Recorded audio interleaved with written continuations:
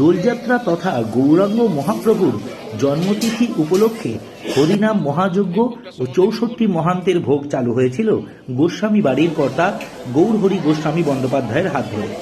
এই তিথিতেই জন্মগ্রহণ করেছিলেন তিনি।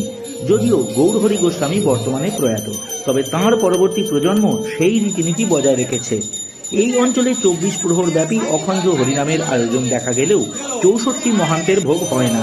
এটি গোস্বামী বাড়ির অনুষ্ঠানের বিশেষ আকর্ষণ। তারপর এখানে আমাদের সেবা কার্য শুরু হবে।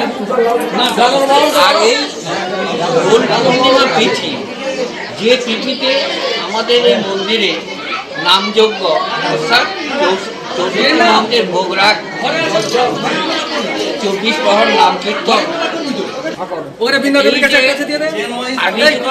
রয়েছেন রাধা বল্লভ মিলে প্রায় 3 দিন 24 প্রহর নাম, আর তারপর তার অন্তে ৬৪ মহান্তের ভোগ। গোস্বামী বাড়ির পূজিত বিগ্রহ রাধাবল্লভ ও শ্রীধর বিষ্ণু। এছাড়াও গৌরাঙ্গ মহাপ্রভু সহ পঞ্চতত্ত্বের পুজো হয় নিত্য। দোলযাত্রার বিশেষ অনুষ্ঠান অবশ্য 4 দিনের, যার মধ্যে শেষ দিন হয় এই মহাভোগ অনুষ্ঠান।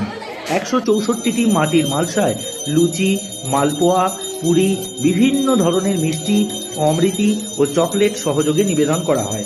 পঞ্চতত্ত্ব, ৬ চক্রবর্তী, অষ্টকবিরাজ, অষ্টগোস্বামী সহ বৈষ্ণব তত্ত্বের তাবর ও দিকপাল প্রভুপাদদের নামে হয় এই নিবেদন।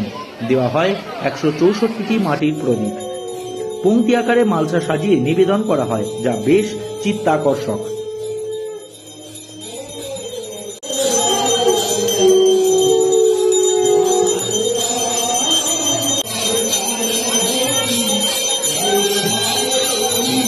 এই অনুষ্ঠানকে কেন্দ্র করে অগণিত শিষ্য ও ভক্তের সমাবেশ হয়। কীর্তনের ঘরানা মেনে ভোগপদ গান গাওয়া হয়, সেটিও এই অনুষ্ঠানের অন্যতম অঙ্গ।